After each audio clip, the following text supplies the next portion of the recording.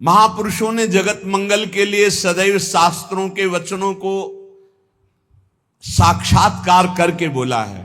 एक होता है किताबी ज्ञान पढ़ लिख के बोलना, एक होता है जो पढ़ा उसी को जीवन में अनुभव किया। ये अनुभव किया हुआ ज्ञान।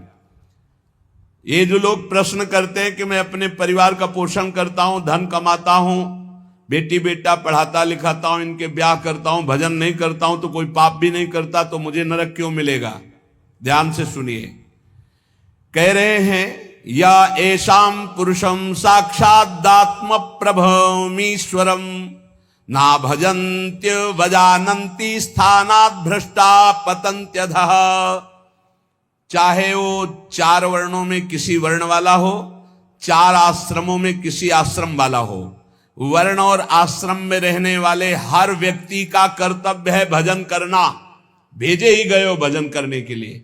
ये मानव देह भोगों के लिए नहीं, यथावत धर्म पूर्वक भोग को भोगते हुए भजन करते हुए भगवत प्राप्ति करने के लिए।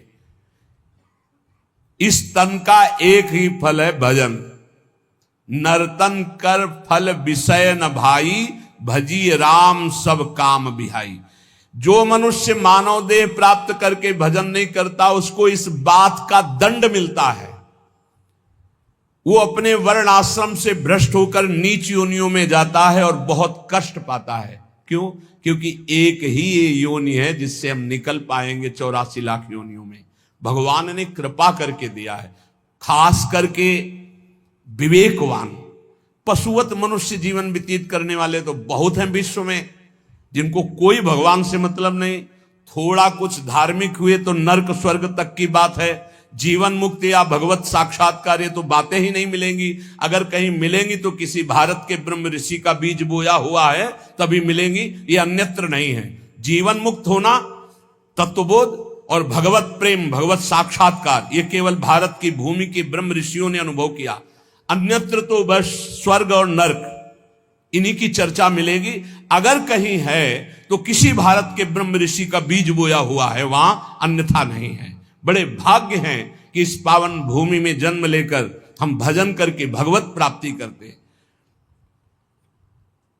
लोगों की मान्यता है हमारी कामना भगवान तो पूर्ण नहीं करते। कहां भगवान, कैसा भगवान, कौन भगवान? बाप को बाप नहीं मानोगे तो बाप को कुछ बिगड़ जाएगा क्या? सब मम प्री सब मम उपजाए। कैसे लोग अज्ञान में भटक रहे। तुम करो पापाचरण, तुम्हारी बात सुनेंगे। अच्छा यही सोचो, हमारे भारत का प्रधानमंत्री है, हर प्रयास करता है, कोई भी बने अपनी बुद्धि से प्रयास करता है भारत उज्जवल हो। यदि सत्य मार्ग का पथिक है, वो अपने कर्तव्य को समझता है तो ही सोचेगा भारत उज्जवल भविष्य वाला बने, भारत धनाढ्य बने, भारत एक बलवान देश बने, भारत की हर प्रजा सुखी रहे। इसके बाद उसी का बनाया हुआ कानून है। अगर इसके विपरीत ऐसा करता है कोई तो उसको इतनी सजा, उसको ये दंड, उसको ये दंड। ऐसे ही भगवान का विधान है।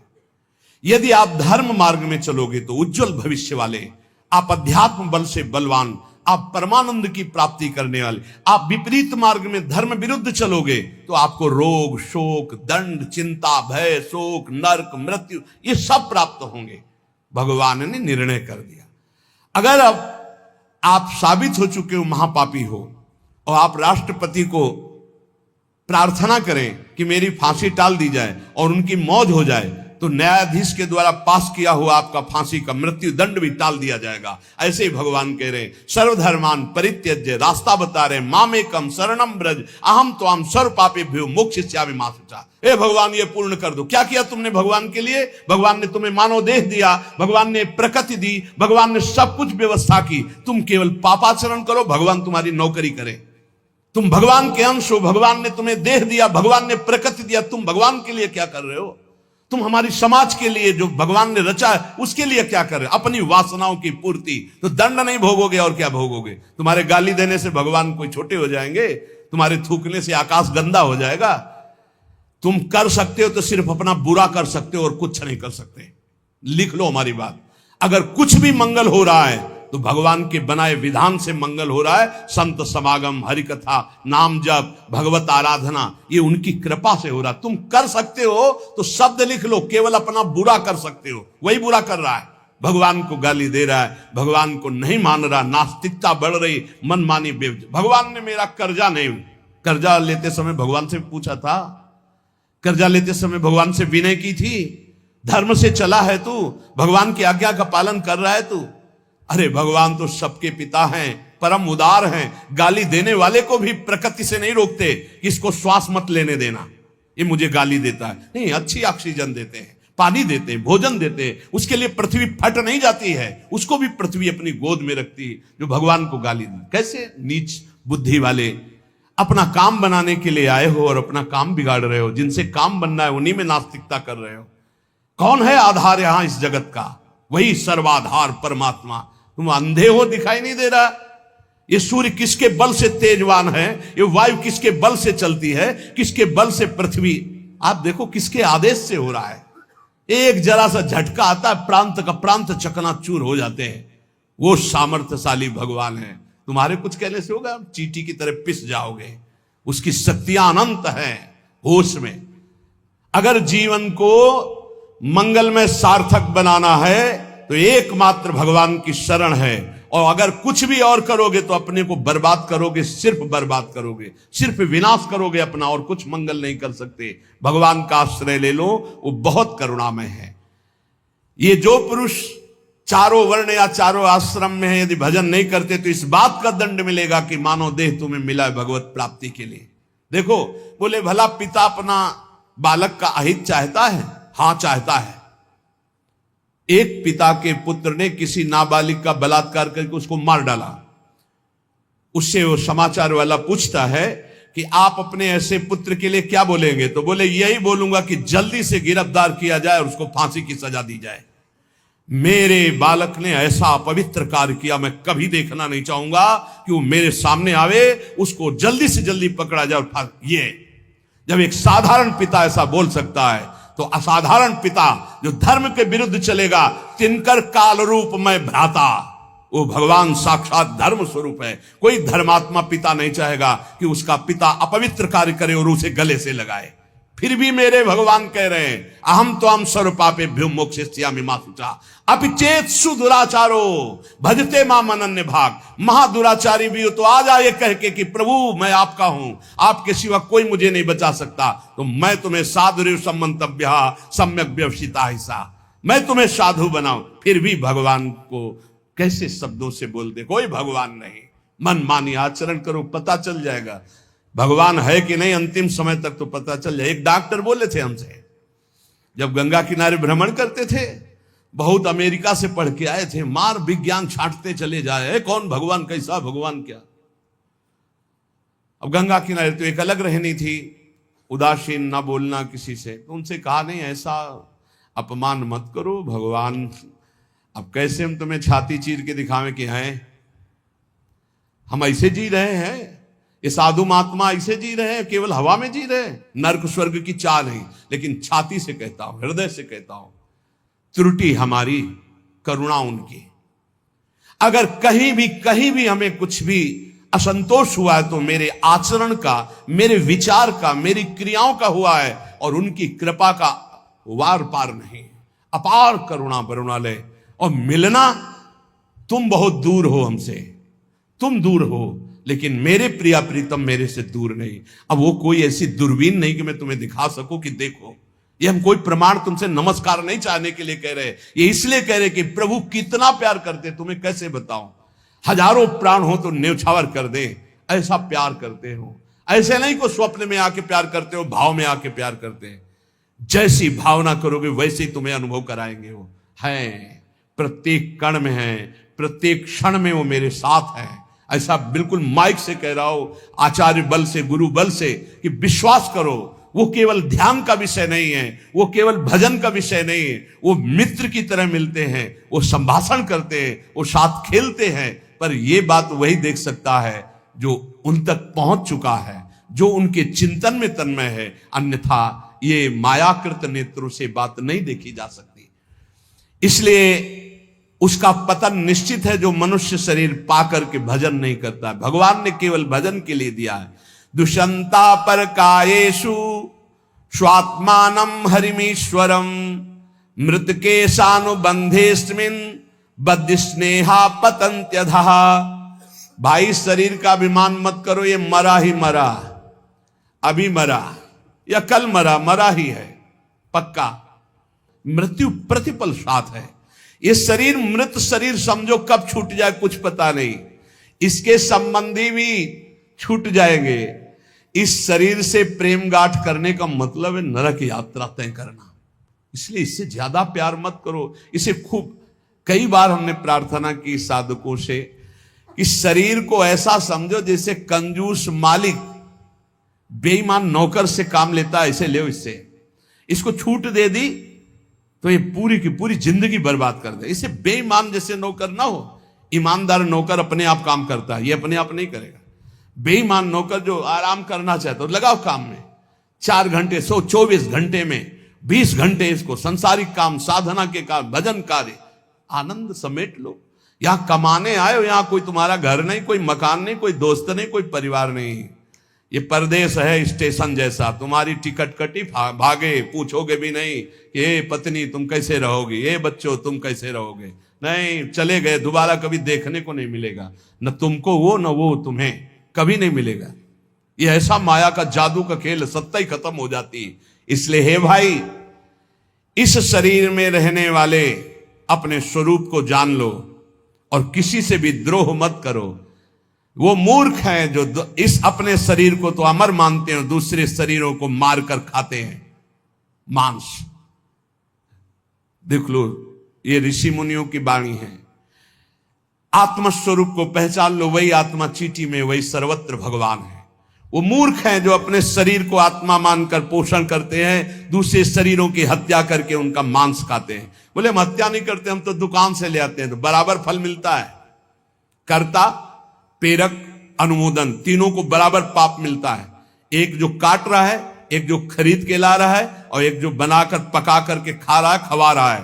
तीनों को नरक बराबर दंड मिलेगा। कर्ता, प्रेरक, अनुमोदन।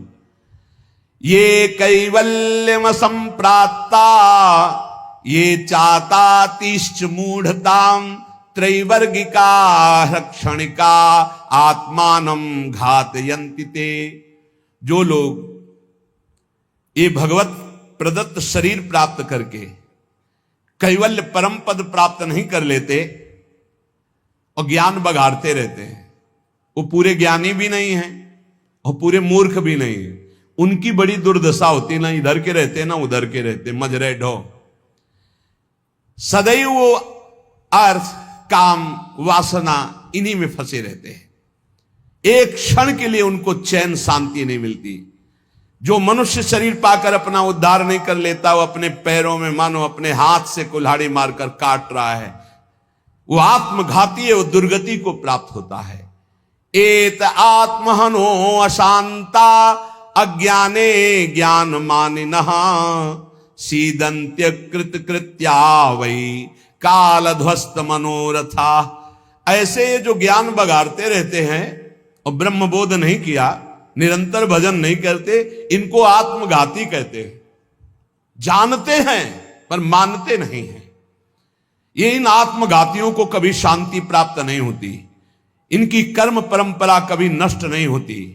काल भगवान सदा सर्वदा इनके मनोरथों पर पानी फेरते रहते, हृदय की जलन विषाद कभी मिटने को नहीं होती।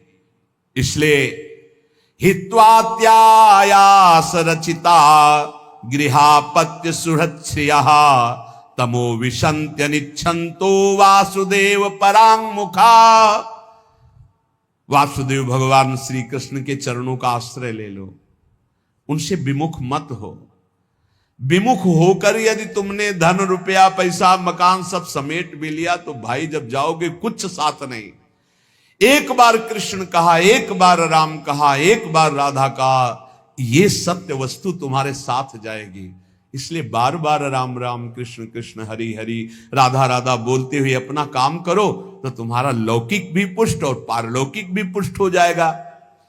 जो भगवान नाम जप नहीं करता, भगवान से विमुख है, ना चाहने पर भी विवश होकर उसे घोर नरक में जाना पड़ता है।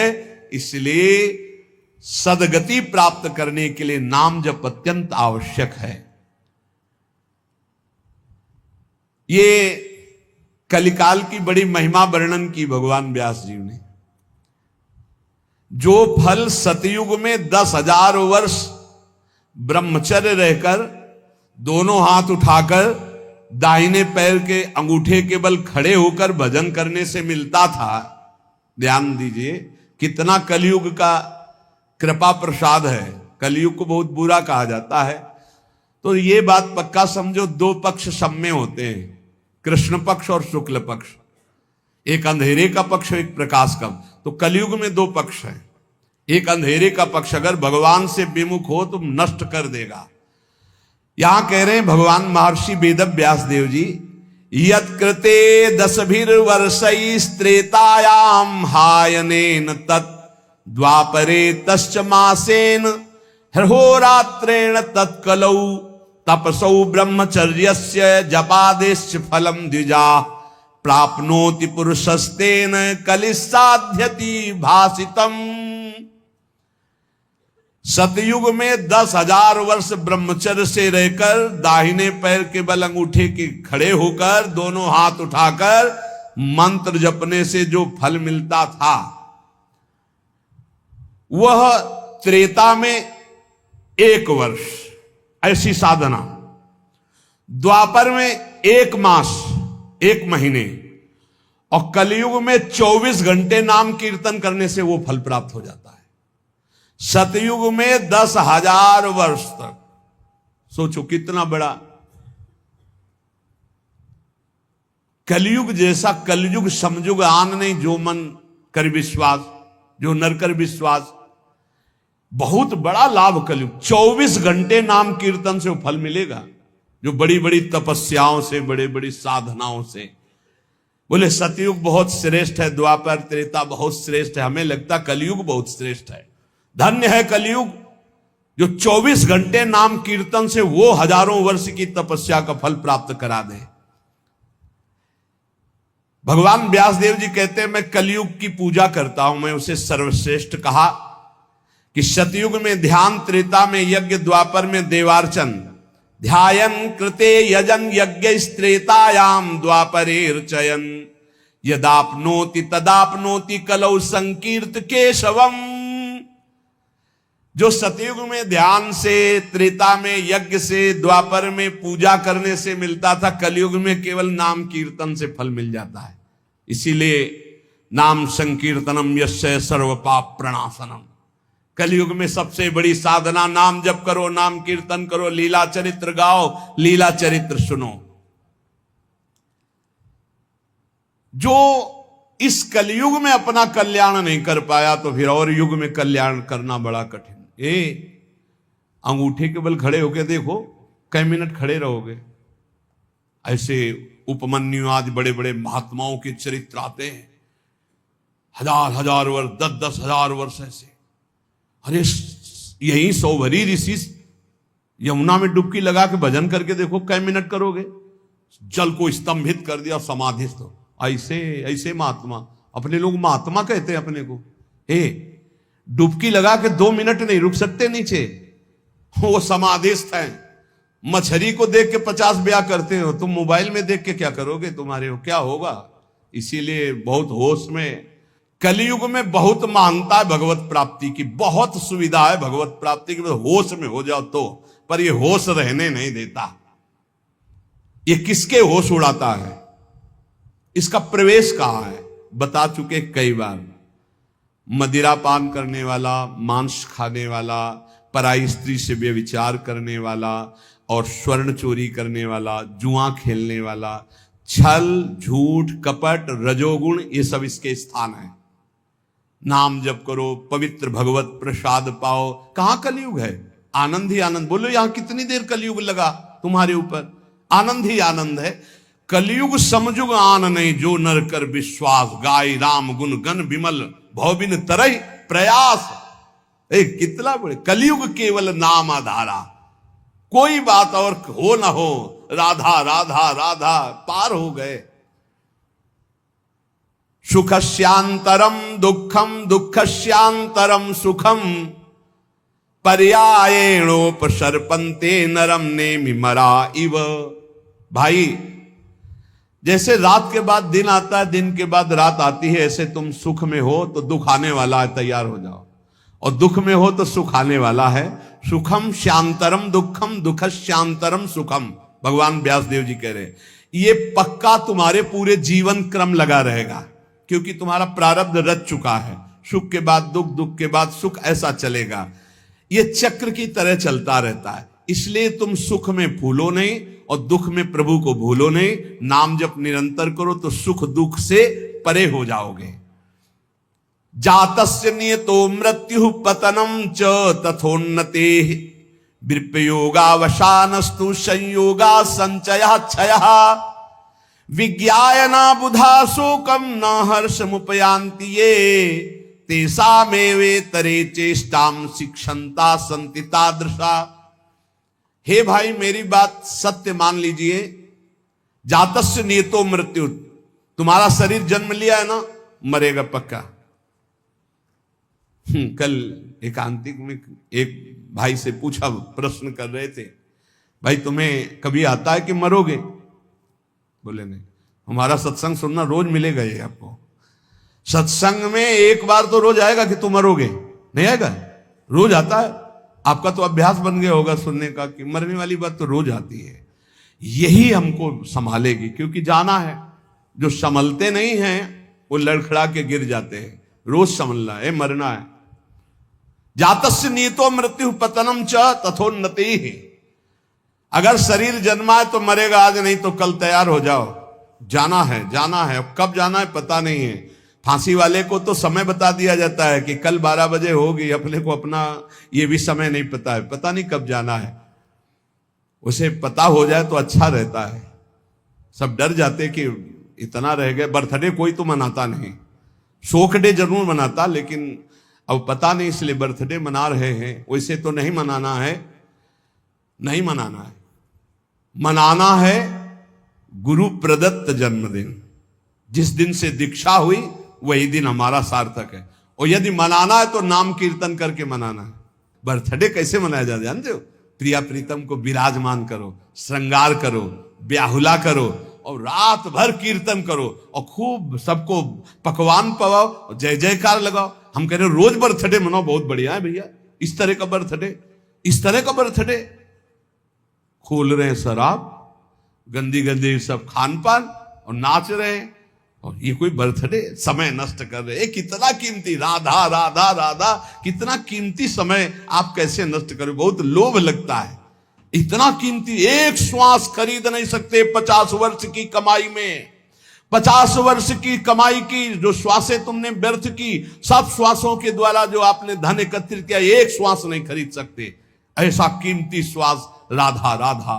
कह रहे हैं नित्य ये ध्यान रखो कि शरीर जन्मा है तो मरेगा। कुछ अच्छा नहीं लगेगा ये बात ध्यान रखने पर, नहीं लगता अच्छा, कुछ अच्छा नहीं लगता। बस यही लगता है कि एकांत हो जाए, कितना भजन कर ले, बस यही सार्थक है। जीवन की सार्थकता नाम जप कर लो। मरना है यार, कोई साथ नहीं जाने वाला। और आपको अनुभव की बात बता रहे, सब अपने लिए तुमसे प्यार करते, तुम्हारे लिए कोई प्यार नहीं करते। किसी ने हमसे कहा कि आपको तो बहुत लोग प्यार करते हैं। हम कहा आपकी नजर में, हमारी नजर में नहीं। वो कहा क्यों, आपको ऐसा क्यों नहीं लगता? हम कहा हमें इसलिए नहीं लगता कि सब अपने लिए हमें प्यार करते हैं। हमारे लिए तो प्रिया जो प्यार करते हैं, सिर्फ प्रिया जो, वो हमारे लिए प्यार करती है। सब अपने लिए, हमारे लिए नहीं। हमारे लिए तो प्यार करते तो पहले भी प्यार होता ना, नहीं हुआ। हमारे लिए तो प्रिया जो पहले भी प्यार करती थी, अब भी प्यार करती है, और वो करती ही रहेंगी क्योंकि उनका स्वभाव है ऐसा। संसार का प्यार भगवत समर्पण करने के लिए हमें मिल रहा है। आपका प्यार लिया प्रियाजू के चरणों में समर्पित, हमारे लिए नहीं, हमारी प्रियाजू के लिए। हमारे लिए प्यार सिर्फ हमारी प्रियाजू का है। आप प्यार करते हैं प्रियाजू के लिए, आप प्यार करते हैं, उस प्यार को प्रियाजू के चरणों में हम चढ़ाते हैं। वो प्यार मेरे लिए नहीं, वो प्रियाजू के लिए, जिससे आपको प्रियाजू कृपा करके प्यार करें, आपका दुख नाश करके परम सुख प्रदान करें। तो हे भाई, जिसका जन्म हुआ उसकी मृत्यु निश्चित है, और जिसकी आज उन्नति है कल उसकी मृत्यु, उसका विनाश, उसका पतन। यही खेल है मृत्यु लोक का। ये बात परसों सत्संग में कही थी। पहले ये नहीं था और बाद में भी ये नहीं रहेगा। हे अर्जुन, ये बीच में दिखाई दे रहा है, इसलिए इस पर विश्वास नहीं। कभी भी उन्नति को उन्नति रूप में स्थायी कहीं नहीं पाया गया, वो अवनति में आई। कभी भी अवनति सदैव अवनति नहीं बनी रहती, वो उन्नति को प्राप्त होती। एक चक्र चल रहा है, इसलिए अभिमान मत करो, फूलो मत, निरंतर भजन परायण रहो। मोहाद अधर्म या कृत्वा पुनः समनुतप्यते मना समाधि संयुक्तो नशा सेवते दुष्कृतम। ये जो मोहवश अपने शरीर को अविनाशी मान करके पापाचरण करते हैं, ये सच्चे हृदय से प्रायश्चित कर ले, नहीं तो नष्ट हो जाएंगे।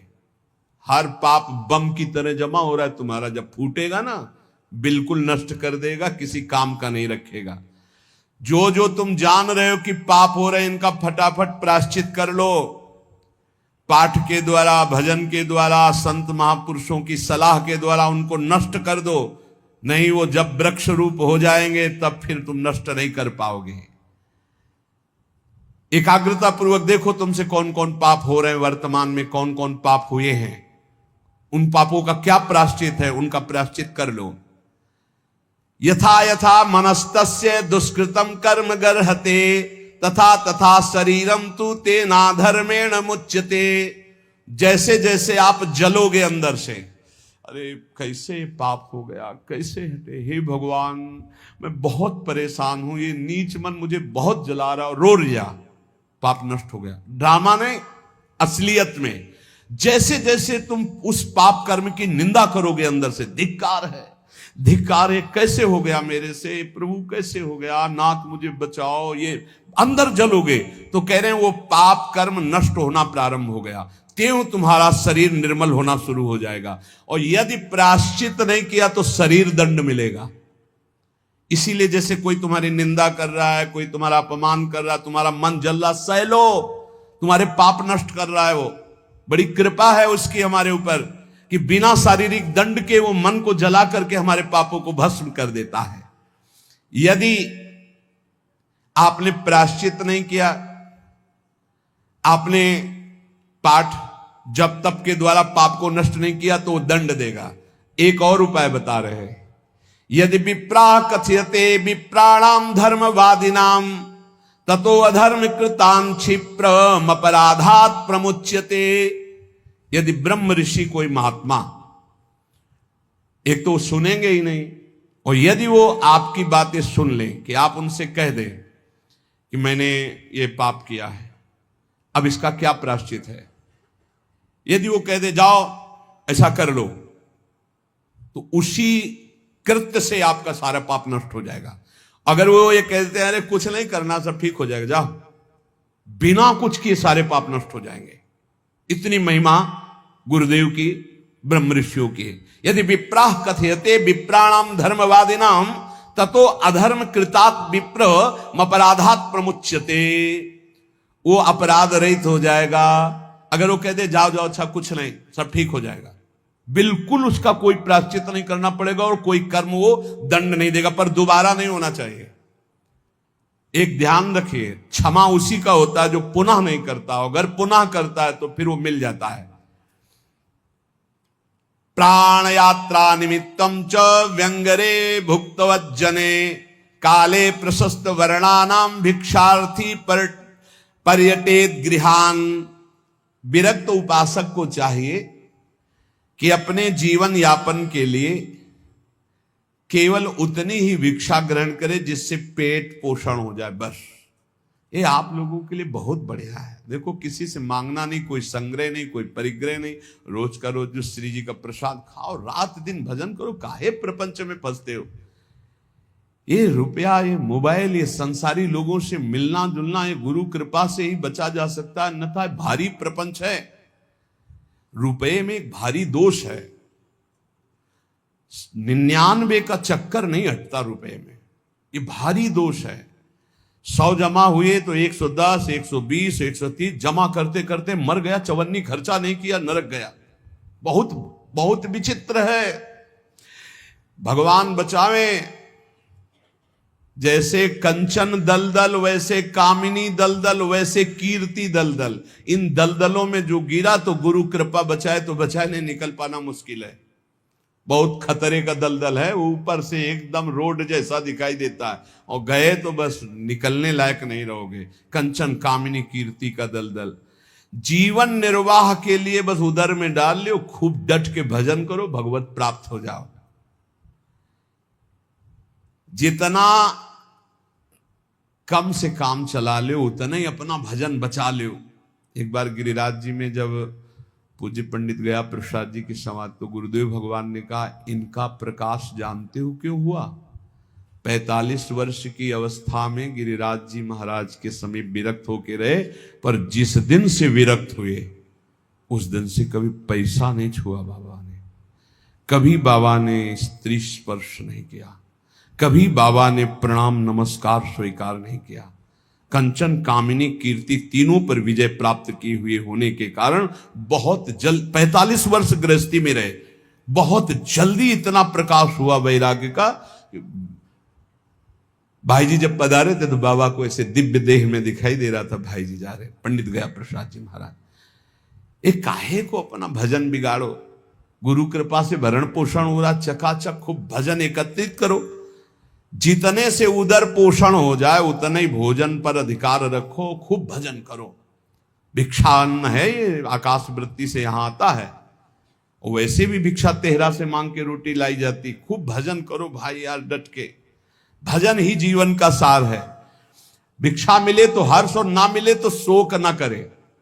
यहां ना मिलने का तो सवाल ही नहीं रह गया, वो तो अपने लोगों के जीवन में था। गंगा किनारे कई दिन जब गंगा जल से केवल उदर पोषण हुआ, और जैसे कोई बारी लगाने वाले ऐसे टिफिन खोल रहे हैं और अपना पार हैं, तो ऐसे दृष्टि जाती तो मन कहता बड़े भाग्य हैं उसके, ऐसा जीवन रहा है। बोले किसी के भी प्रति ना आदर सत्कार मिलने पर प्रियता और ना अपमान घृणा होने पर नफरत। मान लो कोई हमारा अपमान कर रहा है, घृणा कर रहा है, तो हमारे अंदर नफरत ना आवे उसके लिए। कोई बड़ा आदर सत्कार कर रहा है तो कोई प्रियता ना आवे। ऐसे भगवत मार्ग में रोज का रोज ये अमृत में वचन सुन रहे हो, ये बहुत अमृत प्राप्ति कराने वाले हैं। यदा यदा ही पाखंड वृत्ति रत्रोपलक्ष्यते तदा तदा कलेर बुद्धि रनुमेया विचक्षणे। अब कलयुग का दोष कह रहे हैं, यदि पाखंड थोड़ा भी स्वीकार किया तो कलयुग तुम्हारी बुद्धि में सवार होकर नष्ट कर देगा। यदा यदा ही पाखंड वृत्ति रत्रोपलक्ष्यते, दिखाई भी दिया जरा सा पाखंड तो कलयुग सवार हो जाएगा। पाखंड जो है नहीं वो नाटक करना नहीं, बिल्कुल नहीं होना चाहिए। नाटक बिल्कुल नहीं होना चाहिए। नाटकबाजी तो भक्ति में होना ही चाहिए। बहुत बड़ा ये दंभ पाखंड रोग है, भक्ति को पूरा का पूरा रुग्ण कर देता है। दिखावटी नहीं होना चाहिए कुछ। प्रभु सब कुछ जानते हैं यार, किसको दिखाना है, क्या दिखा। अच्छा सामने वाला दे भी देगा तो क्या, प्रणाम नमस्कार रुपया पैसा, इसके लिए भक्ति ही कर रहे हो तो हरि लक्ष्मी पति, दूसरे से क्या चाहिए। अगर जरा भी पाखंड हुआ तो कलयुग तुम्हारी बुद्धि को ग्रसित करके अनुमान भी नहीं लगा सकते कि कितना भ्रष्ट कर देगा। यदा यदा सताम हानिर्वेद मार्गानुसारिणाम तदा तदा कलेर वृद्धि रनुमेया विचक्षणई। जब जब तुम वैदिक मार्ग का उल्लंघन करोगे, साधु पुरुषों की आज्ञा का उल्लंघन करोगे, तभी तुम्हारी हानि करने वाला कलयुग तुम्हारी बुद्धि पर सवार होकर तुम अनुमान भी नहीं कर सकते कि तुम्हें कैसा भ्रष्ट कर देगा। प्रारंभाश्चा वशीदंती यदा धर्म कृताम नृणाम तदानुमेयम प्रधान्यम कलेर विप्रा विचक्षणैर। जब कोई धर्मात्मा अधर्माचरण की तरफ जाने लगता है, सोई कलयुग उसके ऊपर अपना प्रभाव डाल देता है। जब कोई विद्वान कलयुग से ग्रसित हो जाता है तो उसके आचरण उल्टे होने लगते हैं। इसलिए पाखंड, शास्त्र विरुद्ध आचरण, संत गुरुदेव की आज्ञा का उल्लंघन, धर्म के विरुद्ध आचरण करने वाले पर ही कलयुग का प्रभाव होता है, अन्यथा नहीं होता। कलयुग के प्रभाव से बचते हुए निरंतर नाम जप करते हुए इस जन्म में हम भगवत प्राप्ति कर ले। कुछ कमियां सब में होती हैं, वो भगवत साक्षात्कार में ही पूर्ण होती है। जहां भगवत साक्षात्कार हुआ उन कमियों का नाश हो जाता है। इसलिए उपासक को हर कदम जिन जिन कमियों को जानता जाए उनको छोड़ते हुए आगे तन्मयता पूर्वक बढ़े। हमारे दो पक्ष हैं, एक है हम और हमारे गुरुदेव, और एक है हमारी इंद्रियां और मन, माया। ये हमको गिराने की चेष्टा करती है, और गुरुदेव हमको जो उपदेश करते हैं वो इन पर विजय प्राप्त कराने। कभी कभी इनका पक्ष जोर हो जाता है और हम हार जाते हैं, तो हमें निराश नहीं होना। हमें ठीक जैसी आज्ञा वैसे ही चले तो फिर हम बलवान होकर जीत जाएंगे। और इस जन्म में मुझे भगवत प्राप्ति करना ही, किसी भी तरह रुकना तो है नहीं।